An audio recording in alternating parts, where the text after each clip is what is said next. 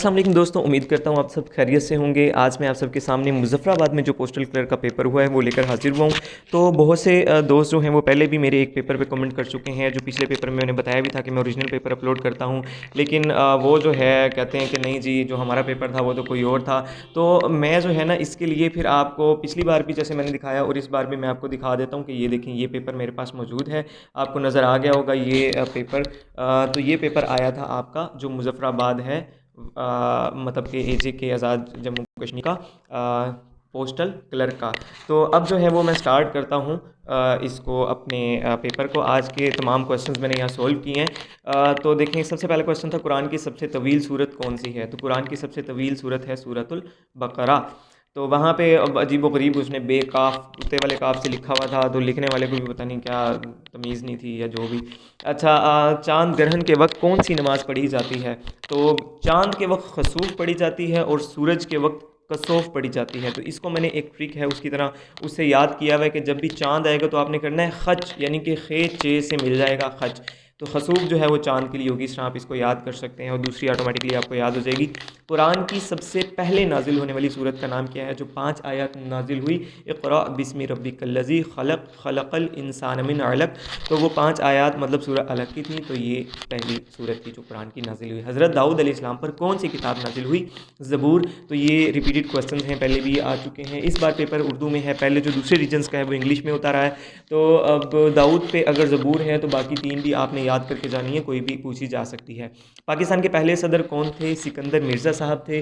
और पहले governor general है वो कायदे आज़म थे। आखिरी गवर्नर जनरल सिकंदर मिर्ज़ा थे और यही पहले सदर बने। जब 1956 का आइन आया तो उसके तहत ये पहले सदर बन गए थे।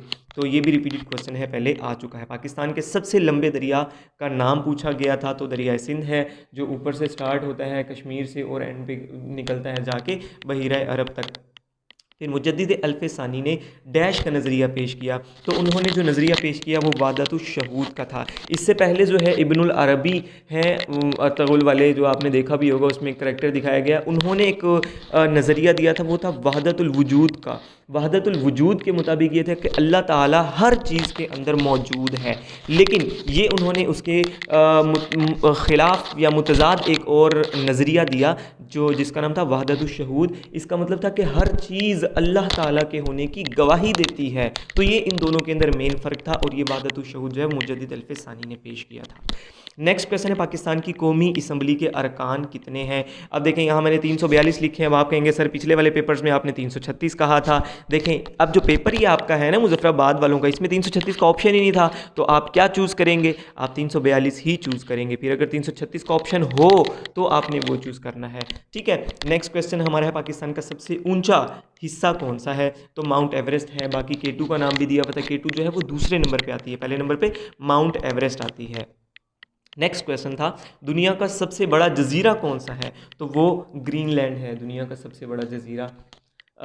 नेक्स्ट क्वेश्चन है हमारा, रकबे के लिहाज से दुनिया का सबसे बड़ा बर्रे आज़म कौन सा है। तो वो बर्रे आज़म एशिया है, यानी कि कॉन्टिनेंट पूछा गया था।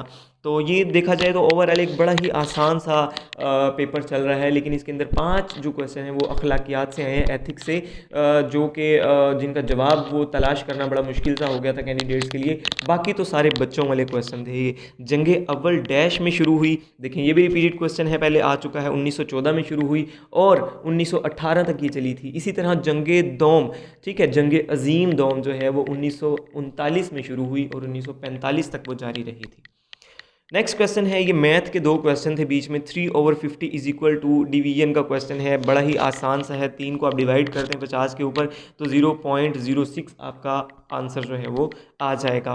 और ये था कि डैश अगर मल्टीप्लाई हो 70 से तो उसका 140 आना चाहिए। कितना मुश्किल सवाल है ना।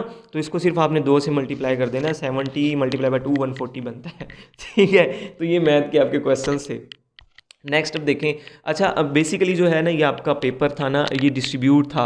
पहले जो 4 क्वेश्चन आपने देखे वो इस्लामियात के थे, फिर 4 क्वेश्चन थे वो पाक स्टडीज़ या पाक अफेयर के थे, फिर आपने देखा जो 4 क्वेश्चन थे वो जनरल नॉलेज के थे। अब ये 2 क्वेश्चन आ गए हैं आपके मैथमेटिक्स के जो भी गुजरे, इसके बाद अब दोबारा से 4 क्वेश्चन आपके आ गए हैं फ़िलोसफी के। तो अब ये वो स्टार्ट हो गए फ़िलोसफी वाले। इसके बाद आपके इंग्लिश के आएंगे 4 क्वेश्चन और लास्ट में आएंगे 2 आपके कंप्यूटर के। तो ये टोटल आपके 24 जो है वो क्वेश्चंस थे, तो ग़ालिबन 2 मार्क्स का एक उन्होंने डिसाइड किया होगा कि हम देंगे, और बाकी के जो भी मुझे नहीं पता आप किस तरह वो डिसाइड करेंगे। तो खैर अब देखते हैं, इमाम गज़ाली ने फ़लसफ़ा अखलाक के इब्तदाई उसूल डैश से लिए, तो मज़हब से लिए, क्योंकि मज़हब से ही अखलाकियात मोस्टली आप जो है वो माखज़ करते हैं। नेकी और बदी के तमीज़ सिखाती है, क्या सिखाती है? मुआशरती हिस्स सिखाती है। उसके बाद क्वेश्चन है अखलाकियात के माखुज़ हैं, कौन से हैं अखलाकियात के माखुज़? ये हैं आपके अखलाकियात के माखुज़ हैं मज़ाहिब।